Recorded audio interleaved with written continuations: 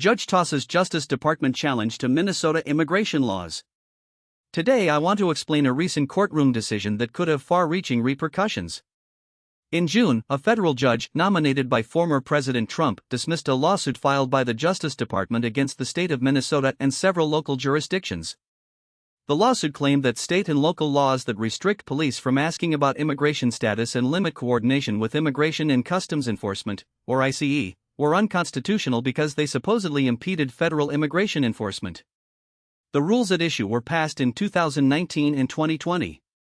They prevent police officers in cities like Minneapolis and St. Paul from asking a suspect about their immigration status and bar sheriff's departments, including Hennepin County, from sharing information with ICE.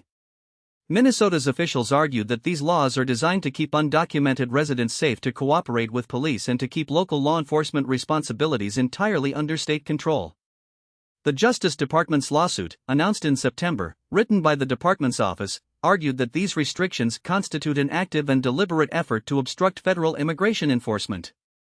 It asked a federal judge to declare the policies unconstitutional, effectively demanding that the state and local governments give ICE any help they might request. Judge Eric C. Tostrud answered the court on Monday, agreeing with Minnesota. He explained that the state and local laws do not command federal agencies to act, nor do they forbid them from acting.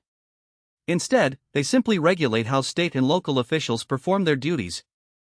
They do not command, they do not forbid, they do not control, they regulate how state and local officials perform their duties, he said. Decision came after a flurry of activity that same year. Trump's administration flooded the Minneapolis area with thousands of immigration agents, a move that critics say was retaliation against Minnesota's policies.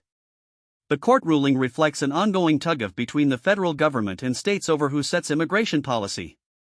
The Department of Justice also sued other Democratic-led jurisdictions, including Illinois, where a case was dismissed last year. Minnesota's decision now gives local officials perhaps more confidence to keep local law enforcement practices separate from federal immigration pursuits.